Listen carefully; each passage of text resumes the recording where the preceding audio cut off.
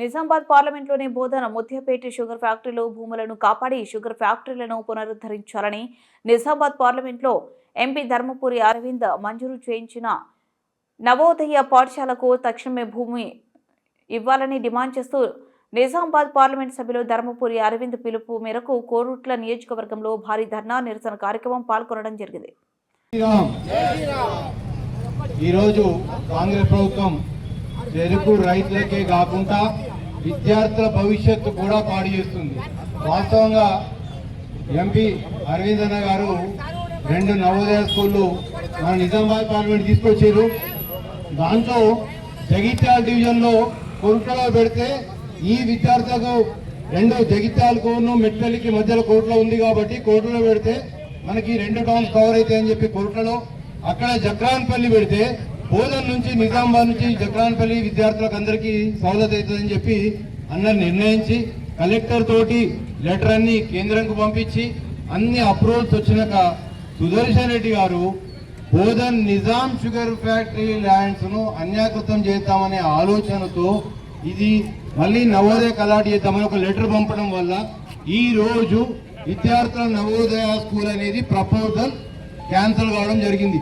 దీనికి ప్రధాన కారణము సుదర్శన్ రెడ్డి గారు ప్రవర్తించిన విధానము. ఒక షుగర్ ఫ్యాక్టరీ రైతులకు ఎలాగైనా అన్యాయం చేసిండ్రు, అన్యాయం జరుగుతుంది. ఇక్కడ మాకున్న షుగర్ ఫ్యాక్టరీకి దాదాపుగా 6,000 మంది రైతులకు అన్యాయం జరగడమే కాకుండా 10,000 మంది కర్షకులు కార్మికులు షుగర్ ఫ్యాక్టరీ మీద డిపెండ్ అయి ఉన్నారు. వీళ్ళందరికీ అన్యాయం జరుగుతుంది. ఇదే కాకుండా ఈ రోజు ఏదైతే నవోదయ జక్రాన్పల్లి క్యాన్సిల్ అయిందో బోధన్ సుదర్శన్ రెడ్డి గారు చేయడం వల్ల అది మళ్ళీ రావడం చేయాలంటే అరవింద్ అన్న గారు మళ్ళీ ఢిల్లీ వెళ్ళాలి, మళ్ళీ 4 నెలలు ప్రయత్నం చేయాలి. అంటే స్టూడెంట్ భవిష్యత్ అనేది మళ్ళా అంధకారంలో జరిగిపోయింది. అంటే దీనికి కాంగ్రెస్ ప్రభుత్వం తీరు ఎలా ఉంది? రైతుల పట్ల కర్షం ఉంది, మీకు విద్యార్థుల పట్ల కక్షని సాధిస్తున్నారు. ఇలాంటి ప్రభుత్వం ఉంటే ఇంకా చెడు. వచ్చేది భారతీయ జనతా పార్టీ ప్రభుత్వం ఉంటుంది.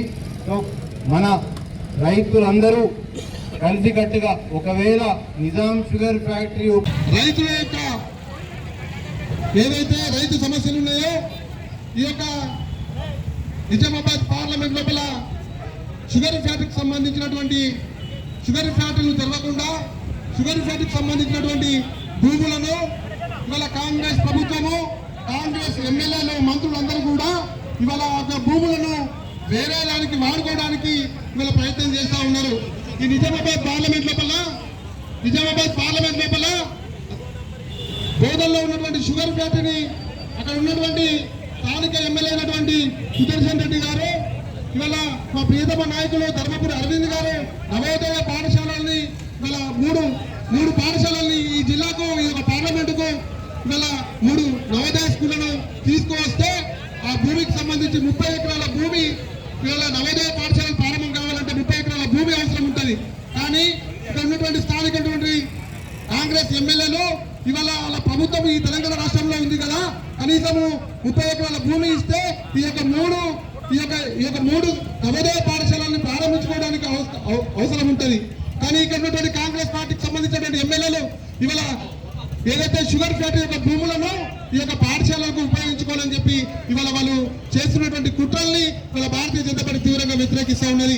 ఇవాళ ఈ యొక్క కేంద్ర ప్రభుత్వం నరేంద్ర మోడీ గారు ఈ యొక్క నవోదయ పాఠశాలను ప్రారంభించాలి, పేద విద్యార్థులను ఆదుకోవాలని చెప్పి ఇవాళ నరేంద్ర మోడీ గారు ఏదైతే ఇవాళ మరి వేసినటువంటి 3 నవోదయ పాఠశాలల్ని ఈ యొక్క జిల్లా కేంద్రానికి పార్లమెంట్ కేంద్రానికి ఇక్కడికి మనం మంజూరు చేస్తే ఇక్కడ ఉన్నటువంటి కాంగ్రెస్ నాయకులు ఇక్కడ ఉన్నటువంటి కాంగ్రెస్ మంత్రులు భూమి ఇవ్వకుండా మోసం చేసి ఇవాళ రైతులకు సంబంధించినటువంటి షుగర్ ఫ్యాక్టరీ భూములను ఇవాళ అప్పచెప్పేటువంటి ప్రయత్నం చేస్తూ ఉన్నారు.